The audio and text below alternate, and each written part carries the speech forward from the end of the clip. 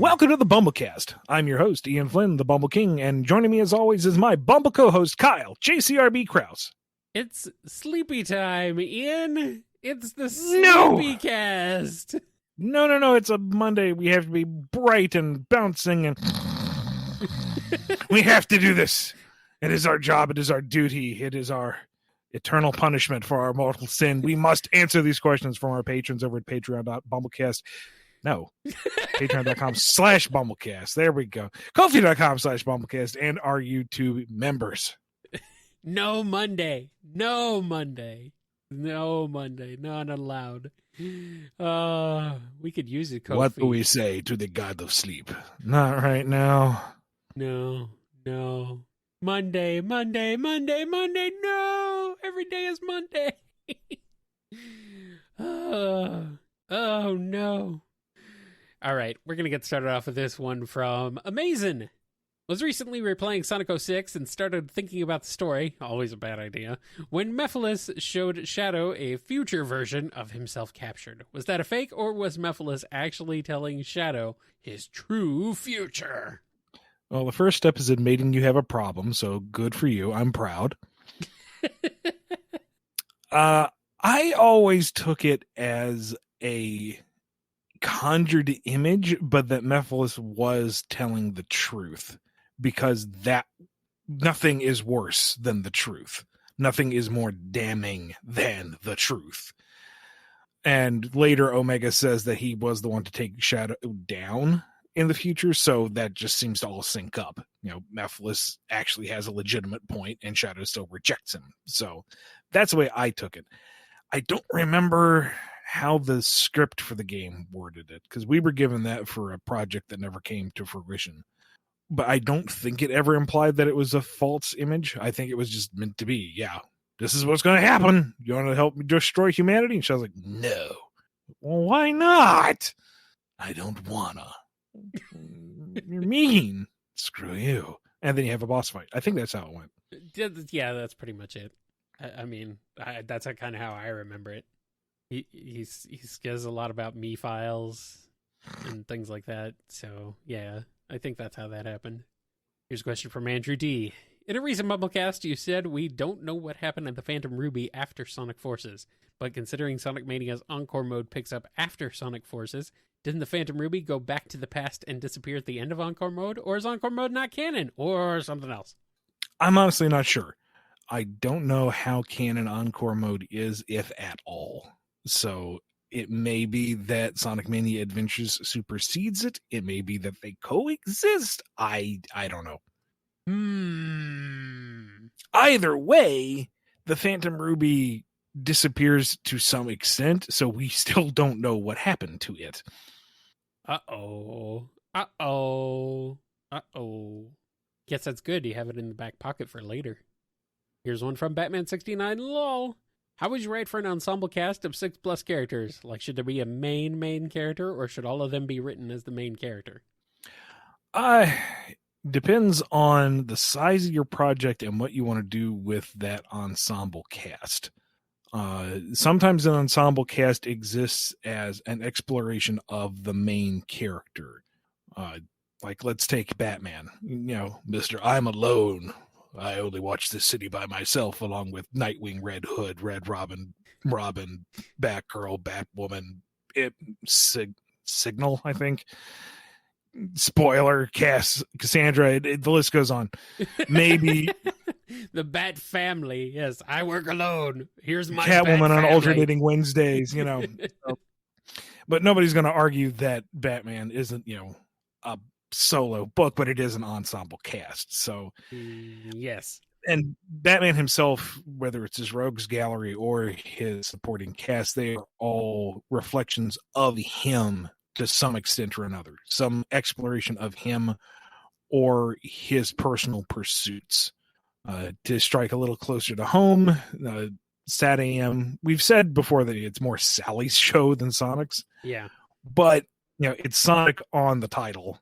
It's his theme song, and he is the main driver in many of the episodes.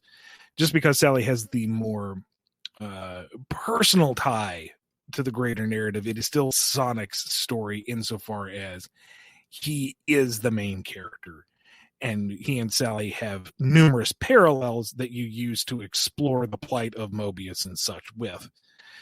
So in that regard, there's kind of two main characters, or at least you can argue, and then the other characters around them are used to reflect their various personality traits, to act as foils, to introduce minor internal conflicts, or to allow for different approaches to your narrative conflicts. Or you have something like X-Men, which is just, I am Legion, har har, no pun intended on that one. But like, who is the X-Man? And if you say Nate Gray, I'm gonna slap you. You know what I'm talking about. It's like the most ensemble of ensemble casts. And it's not so much who is in the team as it's the ideal of the team, in that they are the outsiders who are trying to do good in a world that doesn't want them to do anything. And who they are and how they play off each other and how they tackle that greater conflict for the team is where all the interest lies. And you can have multiple threads woven throughout as each one goes through their own bit of melodrama or team angst or their own personal journey that the rest of the team is there for or not. It really does depend on what the project is and what your scope is. Like if you have a television show, you're going to be able to do more within 22 minutes than you're going to do on 20 pages of comic. But if it's your personal passion project that you're throwing out on Webtoon from now to the end of the universe, you can do whatever you want at your own pace. So what, I guess, to boil it all down, too long didn't read or didn't listen. What is the purpose of the ensemble cast? Are they the backdrop to your main character, or are they the personification of your greater themes? And that will go a long way in informing how you use that ensemble cast. All right. Makes enough sense to me. Here's one from Digimon 11. It always interested me how narratively the Super Mario Land trilogy connects to each other. Mario goes off to rescue Daisy in a standard Mario adventure in Super Mario Land 1. Then in Land 2, it was discovered that Wario took over his castle while Mario was in Sarasaland. And finally, in Wario Land 1 / Super Mario Land 3, Wario was upset about his loss and goes after the stolen Peach statue to get his own castle better than Mario's, which outside the Mario Land trilogy leads into Wario Land 2. My question is, if you were doing an adaptation of the Super Mario Land trilogy, how would you handle the story? Would you do anything more with the narrative connections, expand anything about the games, or just leave it as is? Depends on the scope. Like, if this is meant to be a set of miniseries that tackles the whole thing, I don't know if I could squeeze 4 issues out of any one Mario Land, to be honest, but I'm willing to try. Nintendo, please send me a check. It would be, I would follow the basic story, sure. I mean, it's right there. Yeah. Why try to reinvent the wheel? The core narrative is fine. It would probably make more sense to tackle those 3 as a miniseries by itself. If you had to break it into 4, which is the modern standard, I don't quite know where you'd make the break necessarily. Maybe you can expand it out to a 6-parter. Everybody gets 2. That would be a nice enough breathing room. Maybe a little long, but for all 3, that might work out. And, in general, I'd tackle it the same way I'd do a Mario book today. Something that focuses on the whimsy and the comedy and the adventure of the series. Keep it fairly light. Keep it bouncy. Keep it moving. And don't worry too much about the finer details. Just make sure that you're true to the source material and tell something fun. Yeah, Mario Land 1 and 2 especially, I think it would be very breezy. I mean, you might even be able to get away with 1 issue for Mario Land 1, to be fair. It's very, very threadbare. So, depends on how much you want to extend it out. But I think it would be fun. I think it would work. I like the idea, at least. Here's a question from Dev. I believe you said Sonic Origins Plus was a surprise to you. But in Origins Plus, do you believe the Game Gear games will be shown or described in chronological order in the game, since they are canon? I love how original Origins finally put Sonic CD in a chronological order in the series, and was hoping the Game Gear games would also fall in line. I don't know. I don't know how it's all going to be put together. I don't expect the Game Gear games to be done in any chronological fashion. I'm assuming they're just kind of like an arcade mode. Here's some extra content, boot it up and play it as you see fit. I would be happily surprised otherwise, but I honestly don't know because I'm not part of that project. Oh, I'm just wondering where the rest of the games are. Like, there's still a bunch of Genesis games they could have thrown in there. Yeah. There's a certain 32X game they could have threw in there. Whatever. E2 under Paragon has a question. In SA2, the BioLizard is heavily implied to have been created using Black Doom's DNA due to being Shadow's prototype, but the DNA caused it to mutate out of control, thus technically making it a member of the Black Arms. In Shadow 05, specifically Death Ruins, there are vines and killer plants that have been mutated due to the Black Arms biomass infecting the area.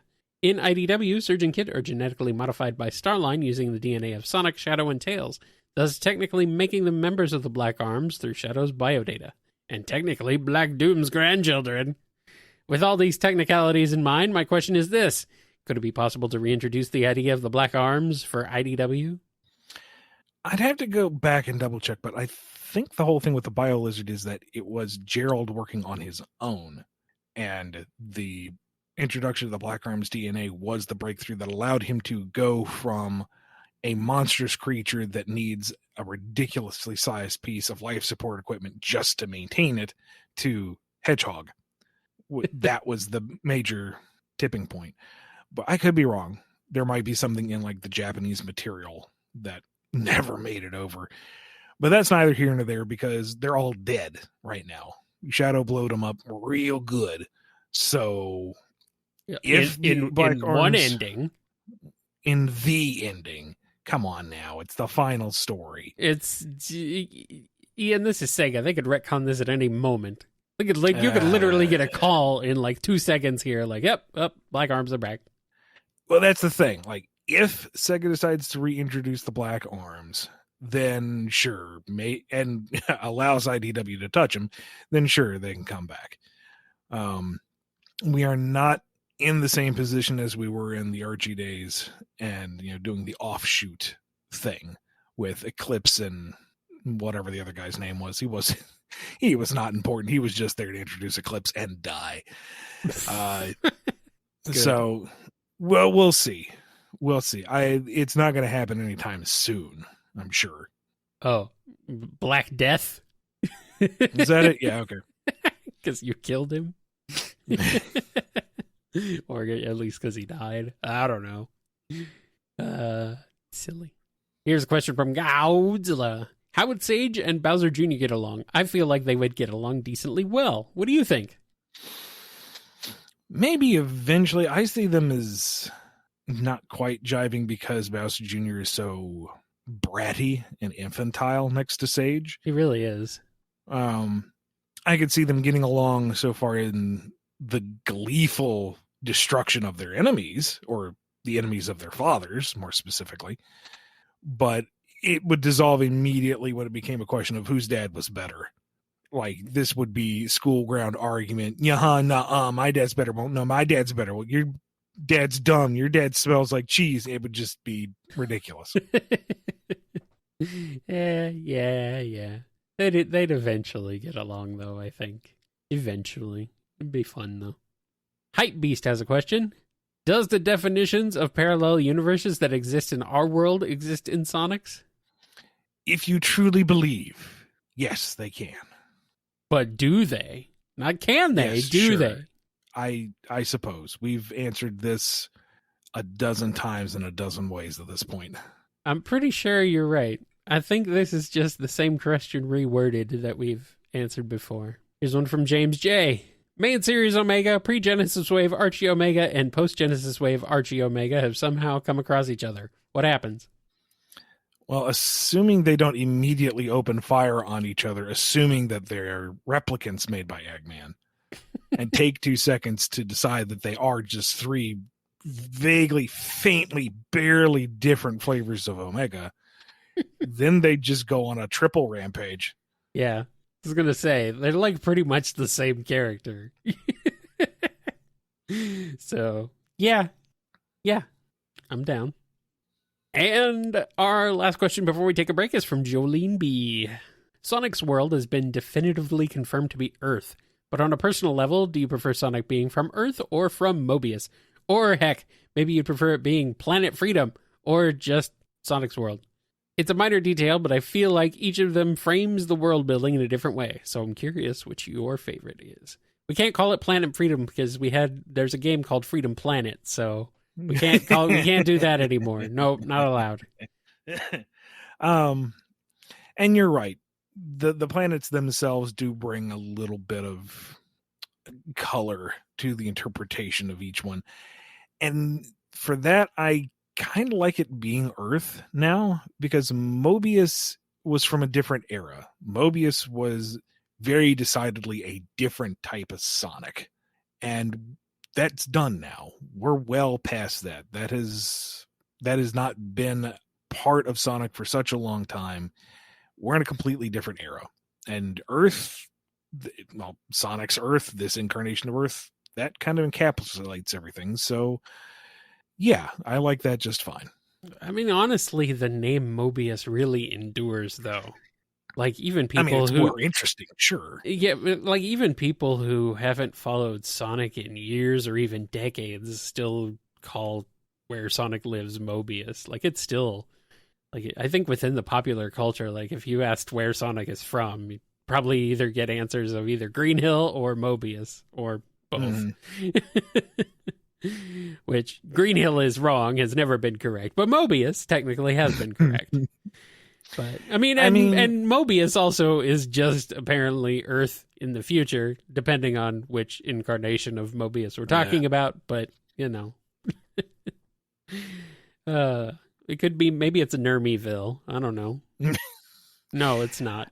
I mean, Team Sonic Racing introduced the idea of Planet Dodonpa, and unless King Dodonpa is the only one on that planet, and everything else is mechanized, there's at least one other world of animal people.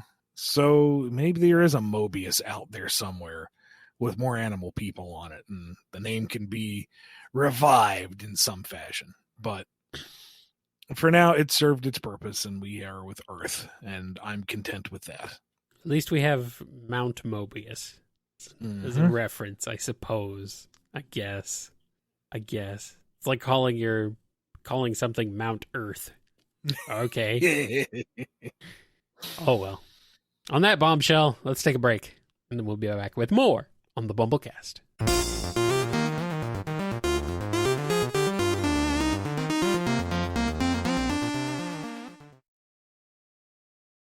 We're back, and here's one from LukioX30. In the last few days, I've noticed that Sonic's Earth is comprised of quite high sci-fi cities that I assume aren't controlled by Eggman, such as in Riders/Zero Gravity. Is his world a cyberpunk dystopia controlled by the technological elite that draws a thick line between them and the more rural lower class, holding military organizations like Gun as their own private police force with their mechs? Is Eggman secretly raging against the metaphorical machine while simultaneously using his actual ones to overthrow the shadow government? Sure, the mass animal cruelty and slavery is bad and all, but Sonic definitely isn't liberating an ecological utopia. Hashtag Eggman for liberation through subjugation. See, here I was sweating bullets going, okay, how do I, hand wave this explanation? But no, this is just a propaganda piece. And why are you muscling in on my territory? We all know I'm a friend of the Eggman Empire. Go peddle your wares elsewhere. This is my street corner.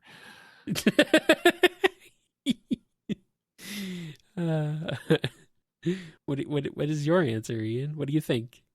I think that's way more interesting than what's any thought has actually been applied to any of these settings. Well, I mean, yeah, you're right.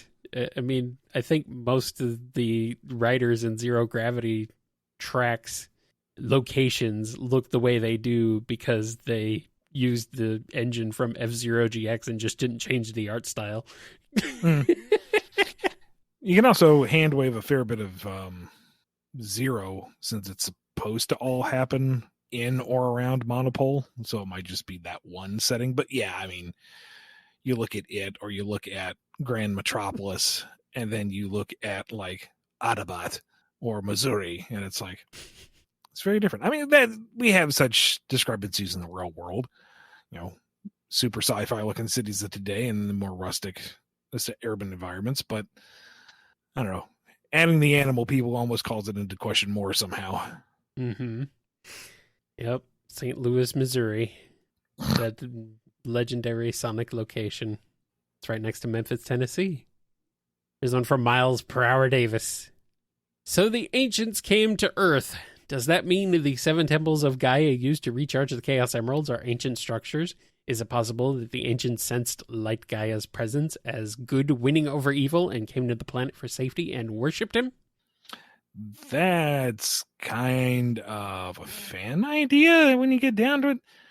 The nature of the ancients and the Gaia temples, and if there's any connection, has not been explored publicly, officially. No. You should worship Chip, though. Obviously.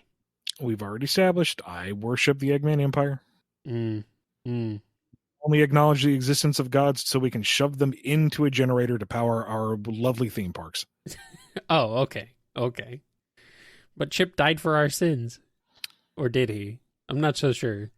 If you meet God in your travels, ask if he's AA or AAA. All right, here's one from Moreless.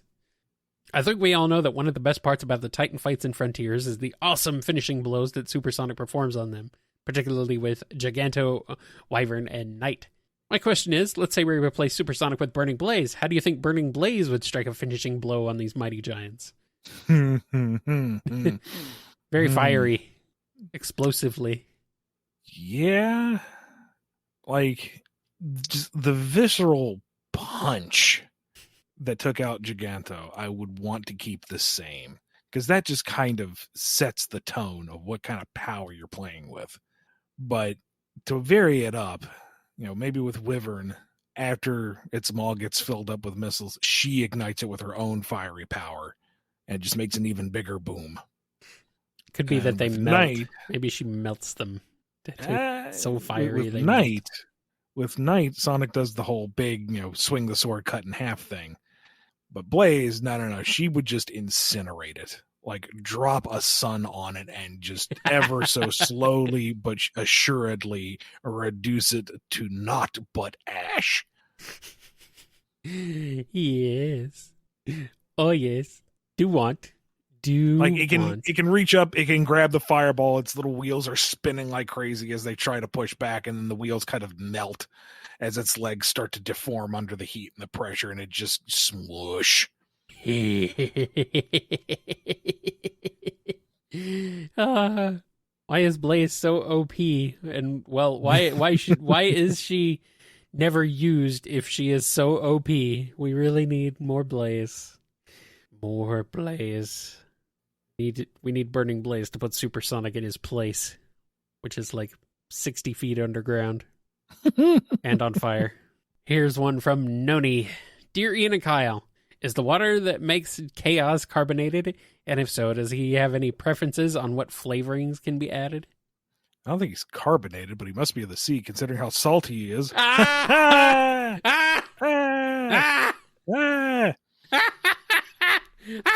It's true, though.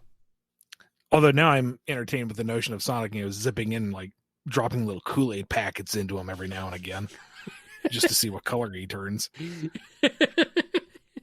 just pisses him off even more. I mean, Knuckles is tickled. Now Chaos is his color. And he's fruit punch flavored. Knuckles, don't drink the God of Destruction. Don't make him green. Don't drink the God. Don't drink the God. You know how rare it is to find Ecto Cooler anymore? Don't waste it on Chaos. Be worth it, though, for someone to have a bunch of Chow like in peril somewhere, and then Chaos just bursts down the wall being all red and bubbly. Oh, yeah! Now we know what Chaos Cola is made out of. Oh, I guess I'm being told this is another accidental Sonic Boom episode. Yeah, pretty much. Yeah. I mean, it does beg the question, could Eggman somehow immobilize or contain Chaos with enough powderized gelatin? Like instead of splish splash, he's all wibbly wobbly? Maybe. But he still has the stretchy attacks. He can Yeah. still metamorph, so all you've done is give him slightly more viscosity. Encase the gods in cans and sell them. Oh no, capitalism. Boss, I believe you've made a mistake. You're right, there's always room for Jello. Look out! Jell. Oh no! Oh boy. Chaos jigglers. Oh no. Oh boy. Oh no. I love it. Pizza Person has a question. I have a slightly lengthy question about the Future Boys Silver. In the 2018 South by Southwest Q&A, Izuka said that they'd like to think about doing something for Silver since he is a popular character when someone asked if there would be a Silver the Hedgehog game. In the same Q&A event, the head of Sonic Team also stated Silver and Shadow were very important characters to them, and they'd like to bring more of them to the fans. In the 2023 official fan events in Seoul and Taipei, it was shown Knuckles and Silver tied for 4th as Sonic Team's most favorited characters in an internal ranking by the team.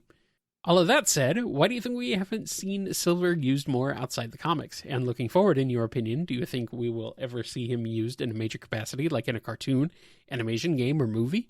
I want to trust Izuka that Silver is an important character, but Silver doesn't seem to get as much love as the other major characters have received over the past decade. Do you have any insight? What legitimate insights I have is all insider talk that I can't really get into. But just in general, here's the thing with the ensemble cast, kind of circling back to the earlier question, is finding time for everybody. And we've seen how hard and how long it's been for them to give ample screen time to just the core 4.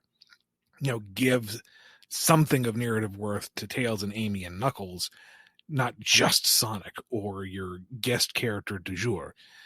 So the extended cast comes as kind of a sacrifice to that. That, and with every additional character, you have to budget for your rigs, for your animation of them, if there's any gameplay tied to them, for voice acting in all the languages that it's going to cover. Each character brings with it a huge cost, and the larger the cast, the bigger that price tag is going to be real quick. So I think it's not any dedicated slight. It's more of just a matter of time and money. Just getting all of this in takes a lot of time and consideration. Game-wise, Silver was built around a very different type of gaming experience that they haven't even approached since 2006. Now, after 2006, we moved towards the boost model, and that's not a place for our boy Silver. So now that we are shifting to something else via Frontiers, maybe there's an opportunity to explore something a little more slow-paced and methodical that would work to what Silver's moveset is. Or maybe Silver just needs to be rethought in terms of playability. I mean, he's only had one major appearance. Everything else has been a boss encounter or so dialed back, it's fairly universal. So I don't know how they're going to tackle it. Well, maybe we'll see him in playable form once again at some point. Fingers crossed. Scurvy Pirate Hog has a question. Time for some trademark silliness. Whose silliness? You decide. Anyway, Surgeon Kit. The Sonic and Tails imposters created by Starline to take down the real Sonic and Tails.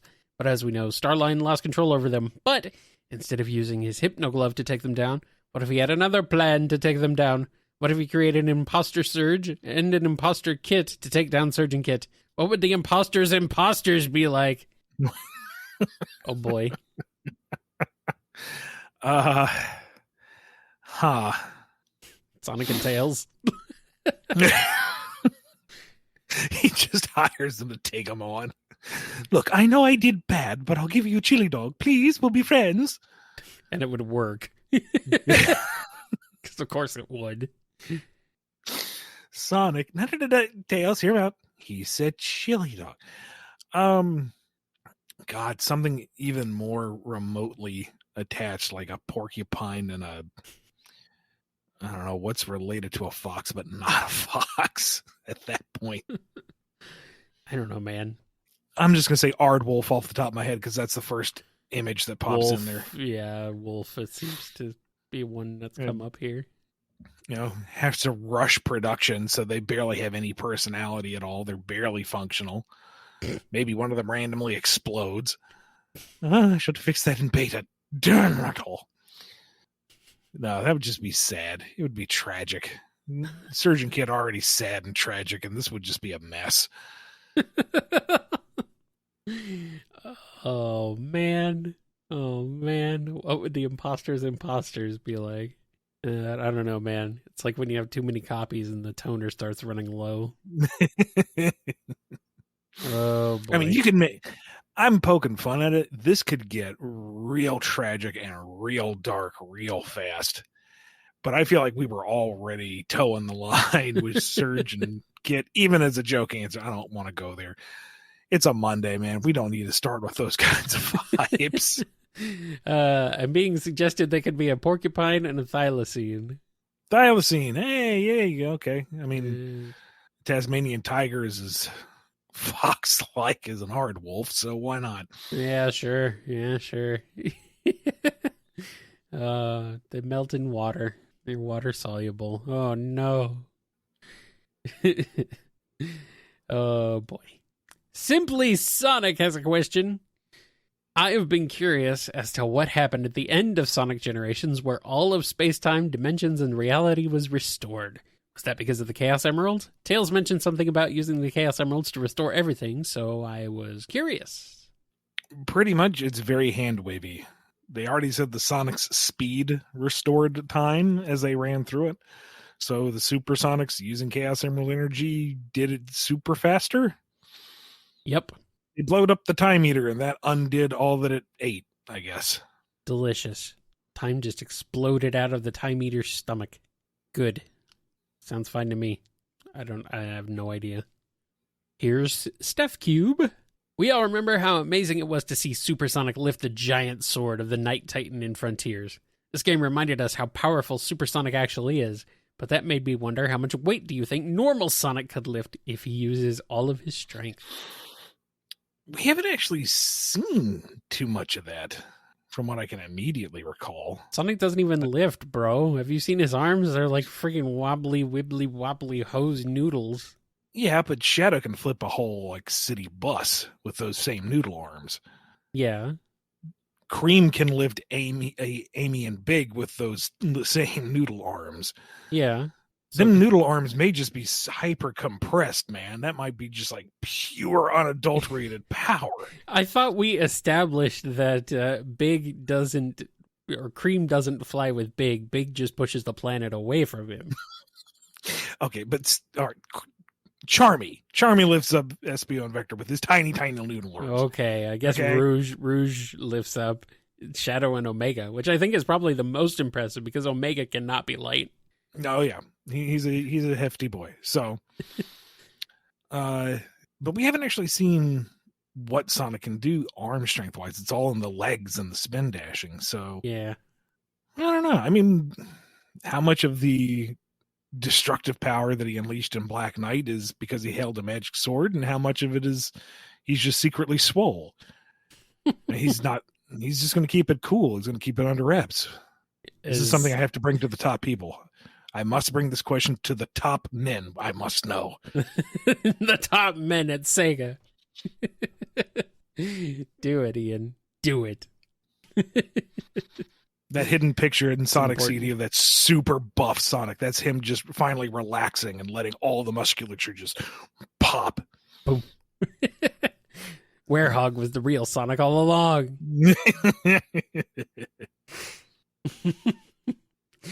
All right, we got a question from Stephen A.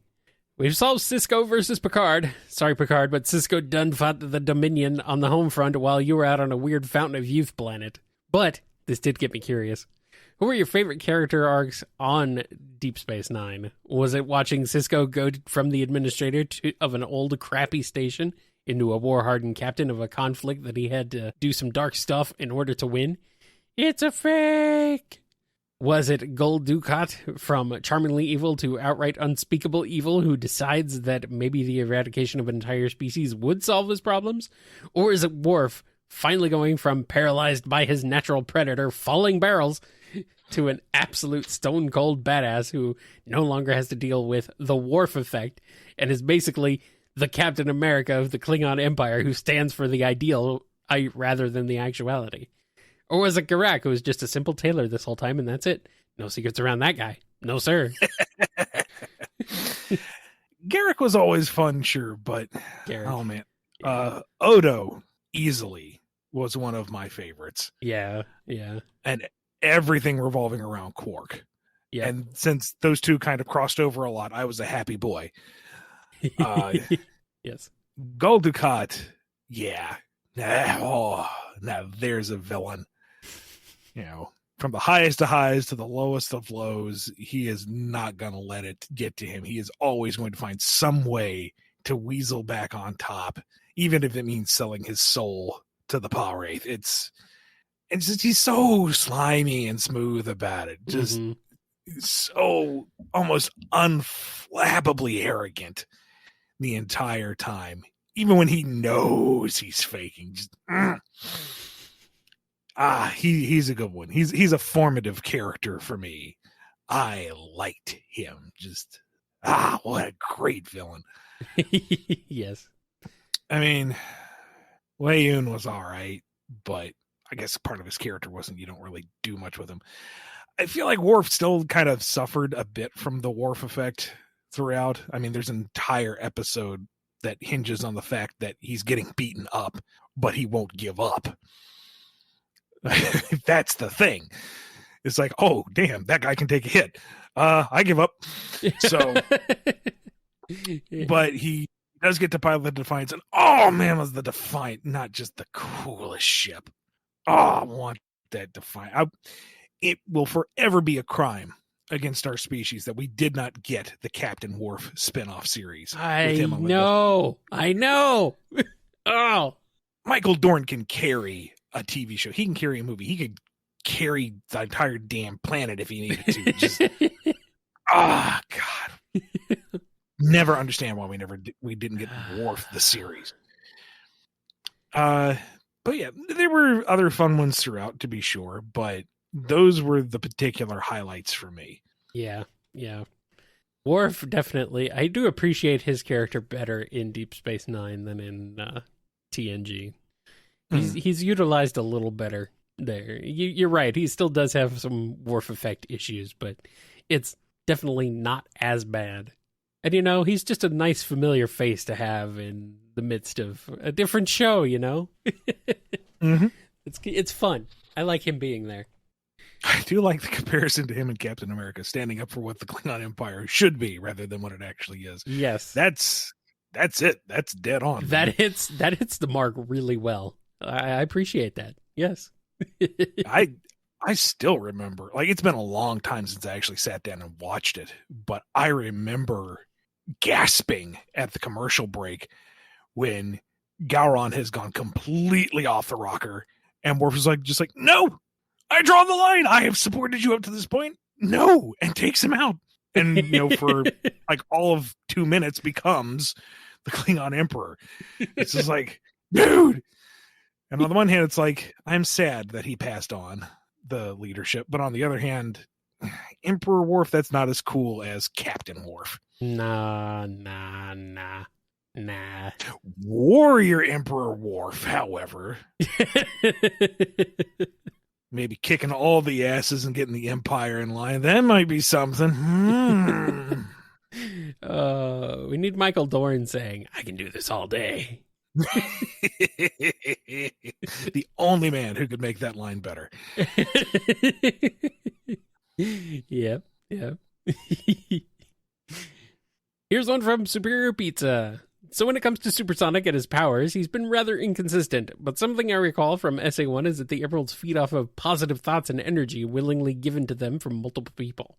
So would you say that's the reason why Supersonic goes from being able to fight planetary threats to easily getting knocked out of his super form by an exploding animal capsule? He just didn't have enough positive thoughts and energy given to him? Yeah, I can do anything. I'm great. Is that a butterfly? Oops. Oh, boy.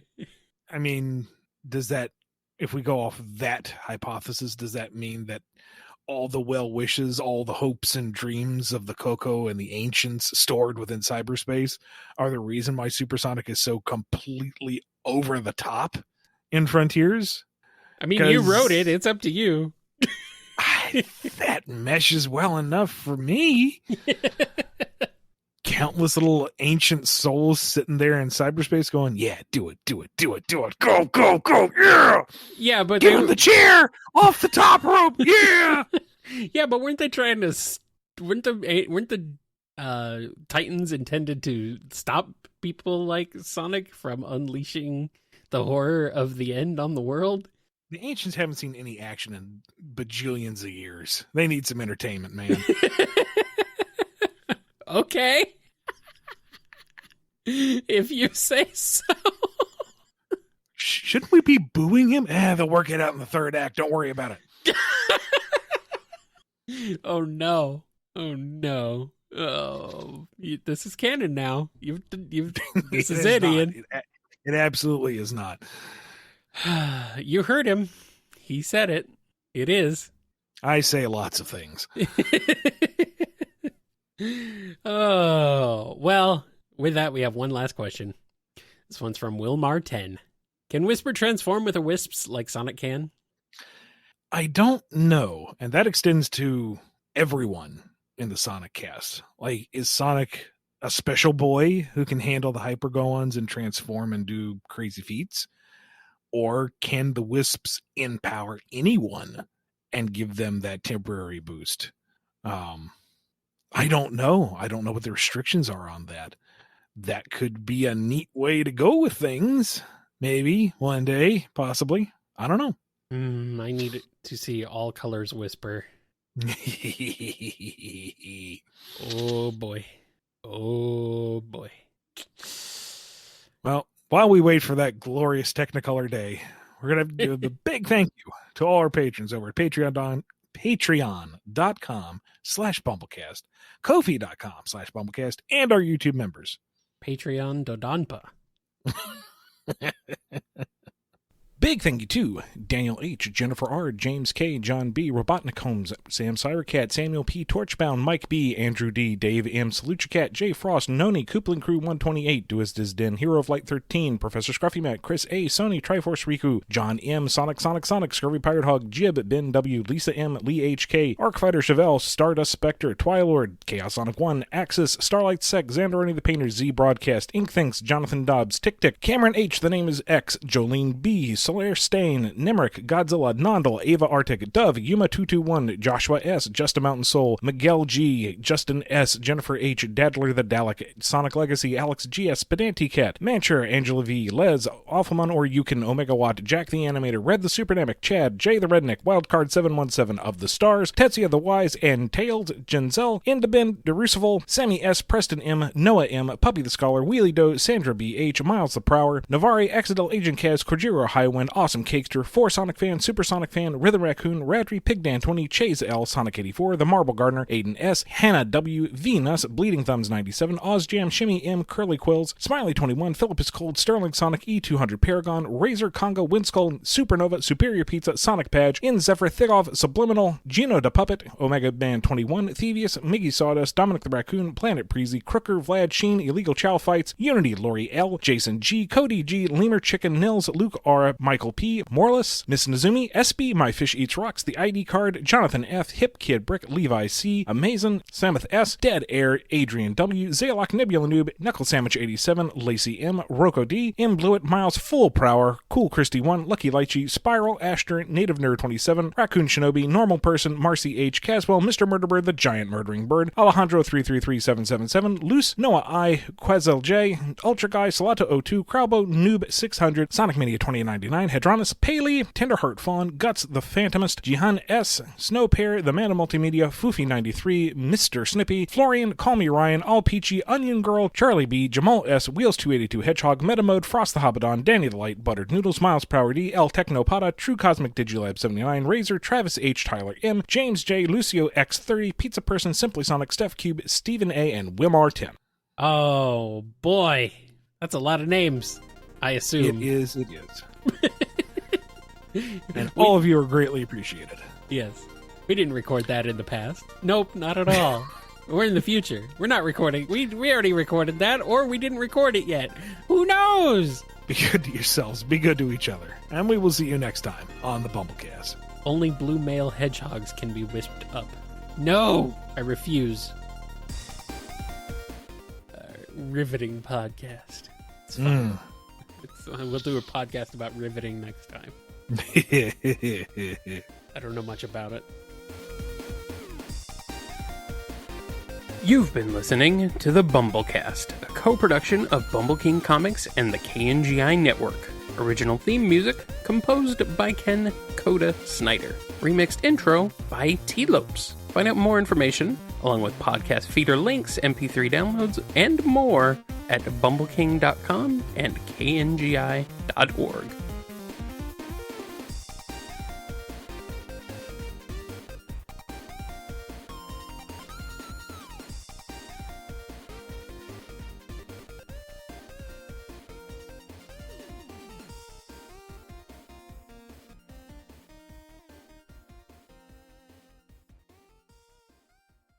I almost said, what bombshell, but I have an opinion, but yeah, I guess you're right.